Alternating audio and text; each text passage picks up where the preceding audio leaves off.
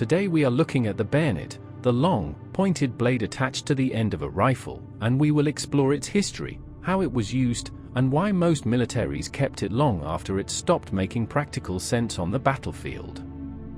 The bayonet emerged in the early 17th century, in the small French port town of Bayonne, hence its name. The earliest bayonets were simple plug designs. Soldiers would insert a blade directly into the muzzle of their muskets. This meant the gun could no longer fire while the bayonet was attached, an obvious limitation. Yet, in an era when armies still fought in dense formations, the plug bayonet offered a crucial advantage. Muskets were slow to reload, often taking 15 to 20 seconds per shot. Once a soldier fired, he was vulnerable. Attaching a bayonet allowed him to defend himself in the deadly seconds before he could reload. The fear of a cold steel charge could deter enemy infantry from pressing an attack, making the bayonet as much psychological as practical. By the late 17th century, military engineers had developed the socket bayonet, which fit around the muzzle rather than inside it. Soldiers could now fire while the bayonet was attached, a design that would dominate infantry warfare for centuries. The bayonet became a symbol of discipline and aggression, a tool that allowed armies to maintain the deadly combination of firepower and shock action. During the 18th and 19th centuries, the bayonet was central to military doctrine. Armies lined up in rigid formations, muskets at the ready, knowing that battles were decided not just by bullets but by the ability to hold the line and push forward. In these times, the bayonet was terrifyingly effective. A well-timed bayonet charge could break the enemy's morale, causing them to flee even without a single shot being fired. Drummers, buglers, and officers signaled the advance, and men thrust their blades into the enemy, a terrifying blend of coordination and brutality. Napoleon Bonaparte, one of history's great military tacticians, understood the value of the bayonet not only as a weapon but as a tool of morale. His infantry, trained to march, fire, and then charge with cold steel, could win battles even when outgunned. The bayonet, in effect, was a force multiplier, its psychological impact often exceeding its physical lethality. The 19th century brought dramatic changes. Rifles became more accurate, faster to reload, and capable of striking enemies at hundreds of yards. The mini-ball, a conical bullet, replaced the round musket ball, increasing range and lethality. The battlefield was no longer a simple stage for musket volleys and bayonet charges. Yet armies clung to the bayonet. Military culture is deeply conservative. Officers trained in the brutal elegance of past campaigns resisted change. Discipline, courage, and the ability to stand in line with a blade fixed to your rifle were seen as the marks of a soldier. The bayonet was a rite of passage. To abandon it entirely seemed like abandoning the identity of the infantryman. Another reason was practicality. Even in an era of rifles and early machine guns, soldiers still occasionally found themselves in close quarters. Skirmishes, assaults on trenches, and sudden encounters in dense terrain made a stabbing weapon useful. Even if the likelihood of a massive bayonet charge was small, the weapon remained a versatile backup. The bayonet had now entered its paradoxical phase. European armies carried millions of rifles with attached blades, yet their strategic utility had sharply declined. The industrialization of war had transformed the battlefield into a mechanized killing zone. The machine guns like Maxim and its derivatives could mow down advancing infantry in seconds, and artillery could obliterate entire villages in hours. Poison gas added an unseen, indiscriminate threat. Despite this, soldiers still trained rigorously in bayonet fighting. Propaganda and military manuals glorified the charge, often depicting it as the ultimate test of courage. Officers extolled the moral power of the bayonet, arguing that even if bullets failed, the fear of cold steel could turn the tide. In practice, bayonet charges were often disastrous. Consider the Western Front in 1915. Men advanced across mud-choked fields under withering machine gun fire, bayonets gleaming, only to fall in staggering numbers. The weapon's practical effectiveness had been overwhelmed by technology, yet it persisted. Part of this persistence was psychological.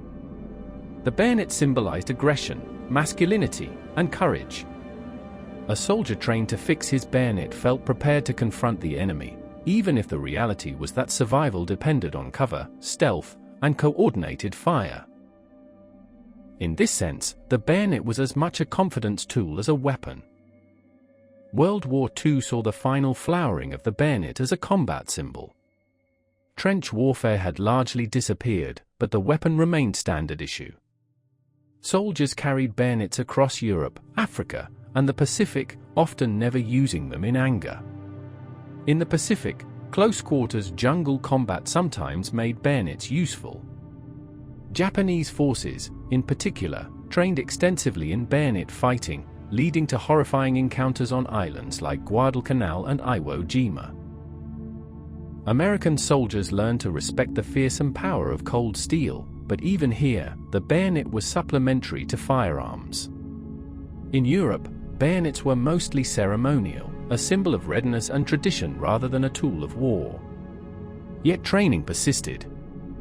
Armies drilled for hours in bayonet techniques, marches, and simulated charges. The weapon had become a cultural artifact of military life, part training, part ritual, part psychological reinforcement. By the late 20th century, the bayonet's role had become almost entirely symbolic. Modern firearms, automatic rifles, and mechanized warfare had rendered stabbing attacks largely obsolete. Urban combat, helicopters, and precision weapons made the bayonet redundant. Yet armies kept them. The United States, the United Kingdom, Russia, and other major powers continued to issue bayonets, often as multipurpose tools rather than combat weapons. They became utility knives, wire cutters, and symbols of military heritage. Soldiers were still trained in their use, though the likelihood of engaging an enemy with one had vanished.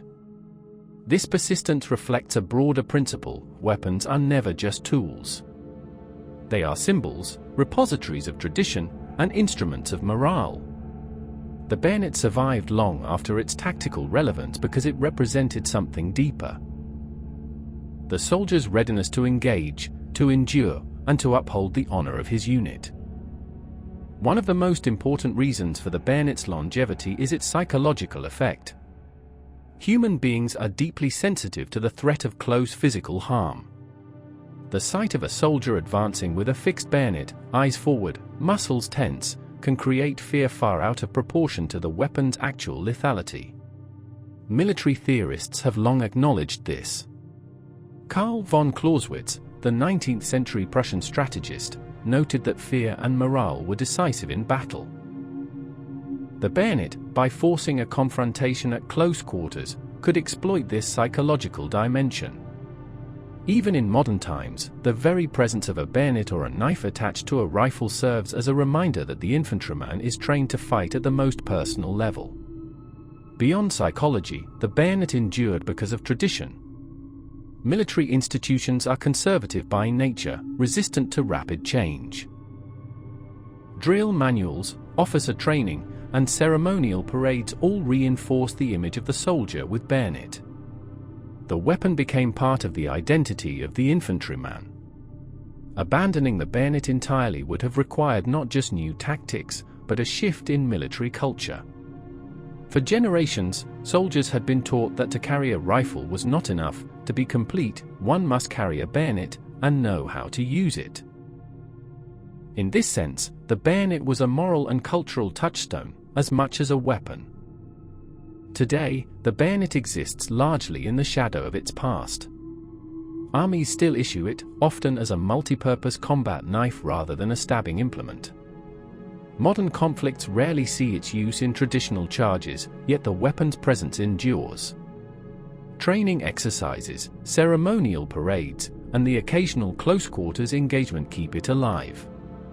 Interestingly, the bayonet has found a new role in modern military culture. It symbolizes readiness, courage, and aggression.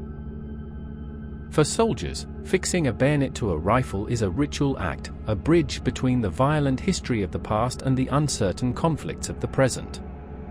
The bayonet survived long after it ceased to be tactically essential because it served purposes beyond the purely practical. It was a psychological weapon, a tool of morale, a symbol of tradition, and an artifact of military identity. Armies clung to it not because it was the most effective means of killing, but because it represented what soldiers had always been expected to be: disciplined, aggressive, and ready to face the enemy, steel in hand. From the blood-soaked fields of Europe to the jungles of the Pacific, the bayonet told a story. It was the story of fear and courage, of ritual and reality, of men trained to fight even when the odds were against them. Even in an age dominated by firearms, tanks, and missiles, the bayonet endured, a testament to the enduring human need for symbols, for tools that remind us what it means to be a soldier. It may no longer make practical sense to charge across a battlefield with a fixed blade, yet armies keep the bayonet because it is never just a blade. It is history forged in steel, tradition sharpened on the edge of fear, and a silent promise. When the bullets stop, when the firepower fades, the soldier will still stand, ready, bayonet fixed, and face the enemy with unflinching resolve. And perhaps that is why, more than 400 years after its invention, the bayonet still clings to the rifle, even in a world that has long since outgrown its necessity.